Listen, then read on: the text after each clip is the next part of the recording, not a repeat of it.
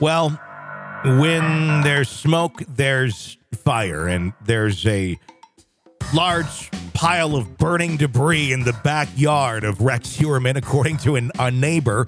And we'll talk about that in just a little bit. We're also going to take a look into what we know about the home life of Rex Heuermann, his wife, his child. And this is not to exploit them or anything of that nature. It's just to kind of take a look and examine where this person came from.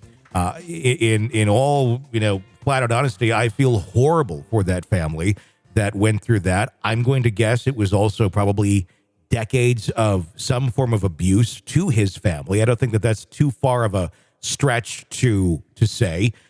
They look, and maybe I'm being, I don't know.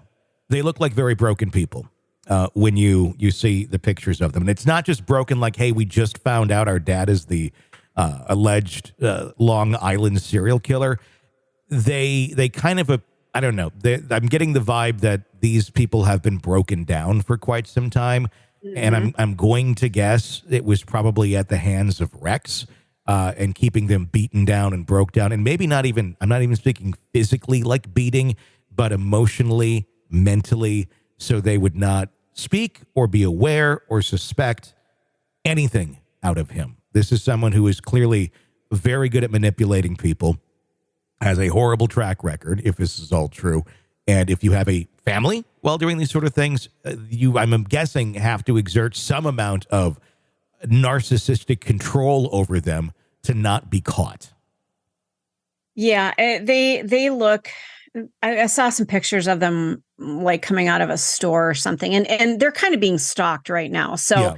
It's really hard to take a look at them and have a view of, they're traumatized. These are traumatized people, but they do look like there's some suffering going on. Long term and I feel horrible for them. I'm not trying to be mean or pick on a victim. I'm not.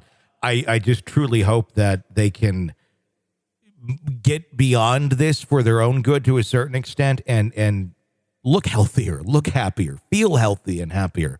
Because I'm going to guess life even before this wasn't so happy and healthy. And now they've been thrown into the pits of hell and have to try and get out of it. So I do feel absolutely horrible for that family. Carrie Rawson, who is the daughter of BTK, speaking out a lot about this as well and trying to provide some words of wisdom and empathy of you're not alone. You can go through this. It will get better. And because of his actions, those are not your actions. They are not you. And anyway, she has a lot of very interesting insights into it, considering what her and her family have been through as well. Standing accused as a Gilgo Beach murderer, Rex Heuermann, an architect by profession, has been charged, of course, with the murders of 3 sex workers from over a decade ago. And there's a lot more suspected. I would not be shocked whatsoever if we don't hear more charges connected to him in the next week or month or even longer. This is probably going to go on for quite some time with connections, probably even far longer after he is convicted. And yeah, I'm sure he's going to be convicted. That's my opinion. He's innocent until proven guilty, but I don't know how he would get out of this at this point.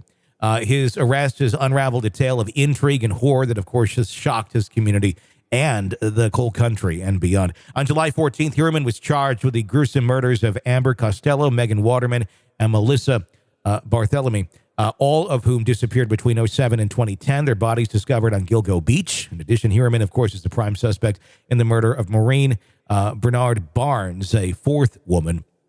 And let's not forget the other 6 bodies on the beach and the other states that he would frequent and very likely probably did stuff there.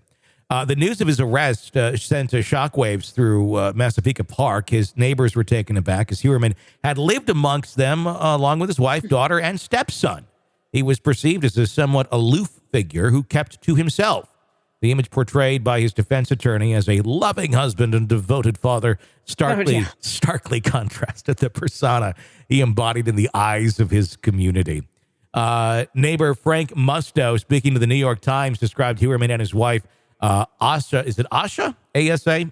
I want to say Asa, but I Asa. don't know. I haven't heard it pronounced, and I've never seen ASA as a name. So I would say Asa. Asa, Ellerup, as reclusive figures who generally avoided interaction with their neighbors. Musto pointed out that their house was unkept, a fact that led her to forbid her daughter from even visiting. Despite being friends with the Heuermann's daughter, this social behavior raised eyebrows amongst the locals, painting Heuermann and Ellerup as very enigmatic figures. The plot thickens when investigators found female hairs at the 3 crime scenes, with forensic analysis revealed belonged to Heuermann's wife.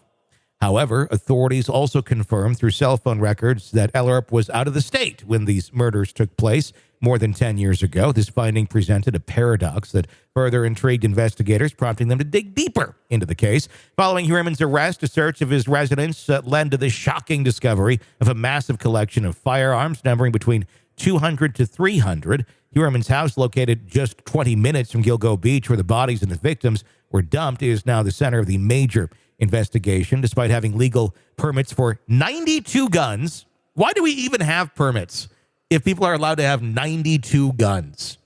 Yeah, you can only shoot 2 of those at one time, right? Well, I suppose if you could use your feet. Toes. So let's go with 4. Let's go with 4. The sheer number of firearms found in his possession has raised eyebrows amongst law enforcement agencies. Although, when do you think the last time Rex Heuermann looked down and actually saw his feet? I think that might be Tony. That might be, or another part of himself. Tony. I'm guessing that too has been decades.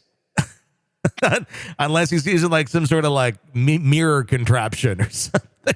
Yeah, he looks like a lumbering, like a Frankenstein large gentleman. He looks like a large oaf. The scope of the investigation is broadening, with police scrutinizing Heuermann's possible involvement in 7 other murders whose victims' bodies were also discovered among the shores of Gilgo Beach. His connections are far-reaching, spanning across state lines and potentially linked to unsolved murders in New York, New Jersey, Connecticut, South Carolina, and Las Vegas. Yep. Chilling eyewitness accounts of Heuermann's next-door neighbor. This is where we get to the burning. Dominic Simpson, how do you say it? Cancelleria. Yeah, I'm horrible. I'm not good with Italian names at all. Cancelleri, I believe, have further painted a picture of the suspect's odd behavior. Cancelleri reported incidents of hearing Heuermann digging in his backyard during the early morning hours. Oh my God! Look at all that digging, like the honey badger. The first thing I thought of. He's in the backyard digging like a freaking honey badger. Oh my God. There are people that are adults now that have no idea what you're even talking about. I know. Go look it up. That's how the honey badger. The honey badger, I think, was one of the first viral type videos. It was beautiful. And as a matter of fact, a little tidbit on me, I played roller derby, not well at all, but my name was Little Honey Badger. So I'm very familiar with the honey badger. Little Honey Badger. So I'm guessing they're going to have to start digging in the yard soon too, or use ground penetrating radar to see what they can find. Apparently, he frequently burned his garbage as well. Because everybody does that, especially in Long Island, right? In the city, yeah. That's.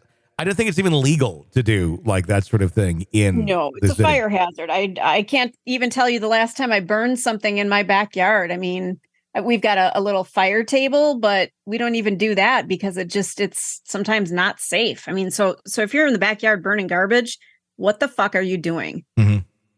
Something's up. There is something. Or with me the other week, I had collected so many Amazon boxes in my garage from months.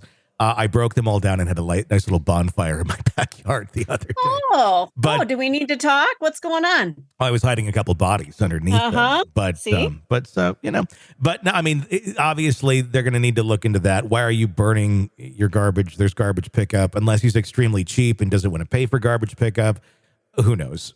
He also is described, Heuermann, as an intimidating figure who once issued a veiled threat after a minor dispute over a parking space. Ugh. Wonder what that threat was. On the other hand, Heuermann's family, specifically his wife and children, reacted with shock and disgust at the allegations against him, according to Police Commissioner Rodney Harris. And despite Heuermann pleading not guilty to all charges, his once ordinary life continues to unravel, revealing more horrifying details with each and every passing day. Well, and didn't I just read that his wife just filed for divorce? She did, yes. So she is not standing by him. So there is something. I mean, if your fiance were arrested for this and you don't suspect her with anything, you're not going to file for divorce. You're going to go, you know what? We're going to fight this. I know you're innocent. So to me, that screams of, okay, this woman knows he is, half a bubble off, if not more. And she knows something's up. It's probably years of looking back retrospectively and going, oh, what that was. A light bulb moment, connecting the dots, going, And when you're in that situation, you don't want to believe that the person is some sort of predator or perpetrator. You really don't. But if you can make that realization, it's obviously going to be healthiest for you and your family. But some people dig in with their predator partners no matter what. And they just sit there, they deny, they downplay what... I was just going to say downplay. They downplay what the person has done, I think for their own sanity and their own self-existence. Because if you come to the surface when you're dealing with somebody like that, that's a lot to process. That's a lot to take in. To sit there and say my husband just had a little porn obsession, that doesn't cover their crime now, does it? Yeah, that's usually, especially when it involves kids or something. That's something where if you downplay a situation like that, yes, that's complete denial, and it's also very likely a victim of abuse that has no. They're not in the right mindset, if you will, to really grasp the gravity of the situation that they're in. And I'm guessing that's, I think this wife here is grasping it, but I'm sure there's still so much that they're going to have to work through mentally to really kind of get life onto some sort of a semblance of normalcy again. Yeah, no shortage of needing therapy for those people who lived with this guy. No, and then someone like this, not rehabilitatable.